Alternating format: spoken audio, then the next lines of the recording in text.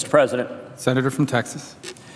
Mr. President, today I rise to talk about what has come to define the Obama administration, which is a consistent pattern of lawlessness that disrespects the Constitution, that disrespects the Congress, and that disrespects the people of the United States.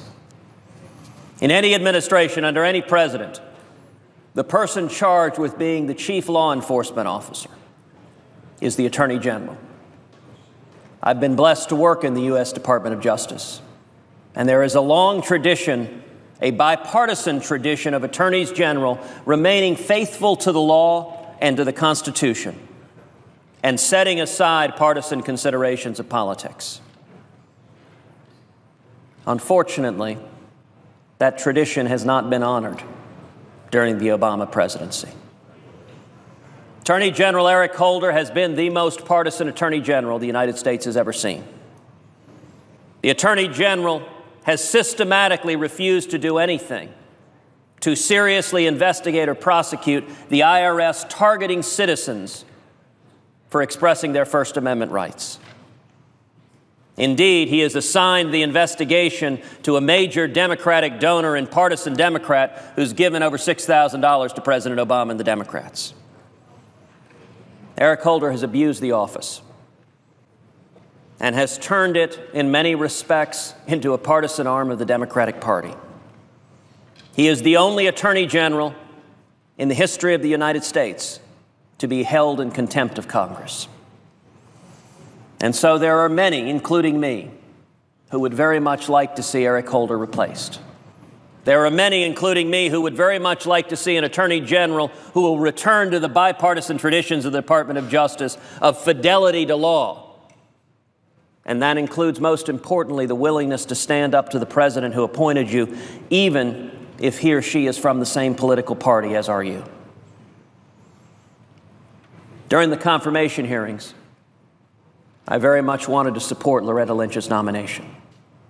Bringing in a new Attorney General should be turning a positive page in this country. But unfortunately, the answers that Ms. Lynch gave at the confirmation hearing, in my opinion, render her unsuitable for confirmation as Attorney General of the United States. That was a shame. Ms. Lynch's record as the U.S. Attorney for the Eastern District of New York had earned her a reputation as a relatively no-nonsense prosecutor.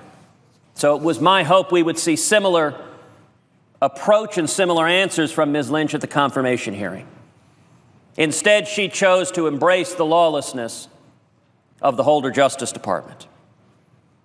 When she was asked whether she would defend President Obama's illegal executive amnesty, which President Obama himself has acknowledged no fewer than 22 times that he had no constitutional authority to undertake, and which a federal court has now enjoined as unlawful, she responded affirmatively, saying she thought the administration's contrived legal justification was, quote, reasonable. The nominee went on to say she sees nothing wrong with the president's decision to unilaterally grant lawful status and work authorizations that are explicitly barred by federal law to nearly 5 million people who are here in this country illegally. When asked further who has, quote, more a right to a job, a United States citizen or a person who came to this country illegally, she responded, quote, I believe that the right and the obligation to work is one that's shared by everyone in this country, regardless of how they came here. Well, Mr. President, a very large majority of American citizens would beg to differ. Rule of law matters. When she was asked about the limits of prosecutorial discretion, the dubious theory that President Obama has put forth to justify his illegal executive amnesty, she could give no limits to that theory.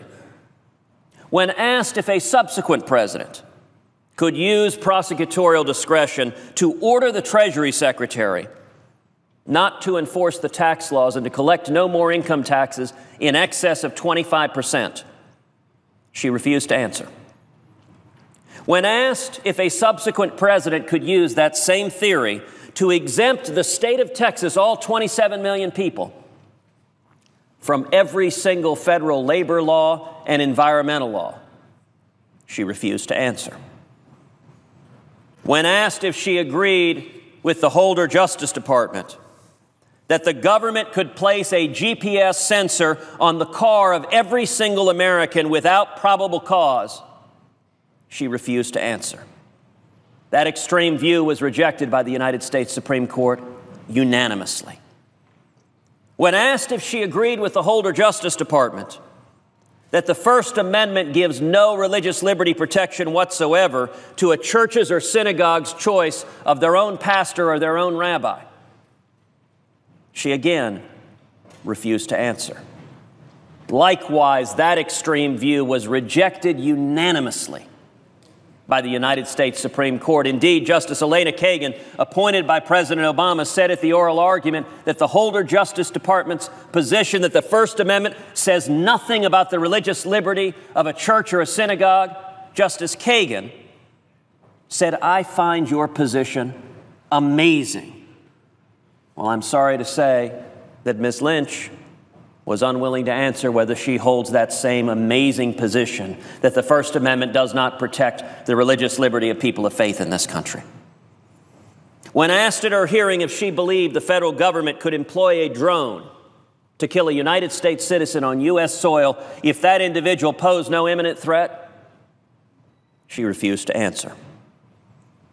When asked if she would be willing to appoint a special prosecutor to investigate the IRS's targeting of citizens and citizen groups for their political views, something which President Obama said he was, quote, angry about, and the American people had a right to be angry about. And when asked if she would appoint a prosecutor who was at the minimum not a major Obama donor, she refused to answer. This nominee has given every indication that she will continue the Holder Justice Department's lawlessness. That was her testimony to the Senate Judiciary Committee. I wanted to support this nomination. I wanted to see a new Attorney General who'd be faithful to the law, but her answers made that impossible. And I would note there is a difference. Eric Holder began disregarding the Constitution and laws after he was confirmed as Attorney General. Ms. Lynch has told the Senate that's what she's going to do.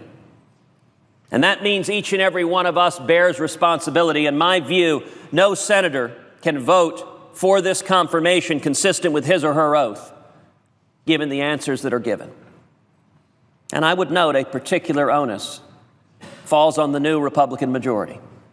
For several months, I've called on the Republican majority to block the confirmation of President Obama's executive and judicial nominees other than vital national security positions unless and until the president rescinds his lawless amnesty. I'm sorry to say the majority leadership has been unwilling to do so. The Republican majority, if it so chose, could defeat this nomination, but the Republican majority has chosen to go forward and allow Loretta Lynch to be confirmed. I would note there are more than a few voters back home that are asking what exactly is the difference between a Democratic and Republican majority when the exact same individual gets confirmed as Attorney General, promising the exact same lawlessness. What's the difference? That's a question each of us will have to answer to our constituents when we come home. In my view, the obligation of every senator to defend the Constitution is front and center why we are here. We have a nominee who has told the United States Senate she is unwilling to impose any limits whatsoever on the authority of the President of the United States. In the next 20 months, we are sadly going to see more and more lawlessness, more regulatory abuse, more abuse of power, more executive lawlessness. Now more than ever, we need an Attorney General with the integrity and faithfulness of law to stand up to the President.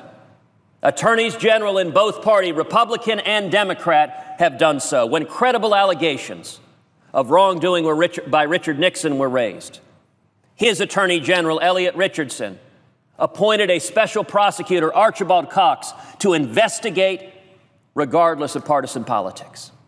Likewise, when credible allegations of wrongdoing by Bill Clinton arose, his Attorney General, Janet Reno, a Democrat, appointed Robert Fisk, the independent counsel, to investigate those allegations. Eric Holder has been unwilling to demonstrate that same faithfulness to law, and unfortunately, Ms. Lynch has told the Senate she, too, is unwilling to do so. For that reason, I urge all of my colleagues to vote no on cloture and to insist on an Attorney General who will uphold her oath to the Constitution and to the people of the United States of America. I yield the floor. Mr. President.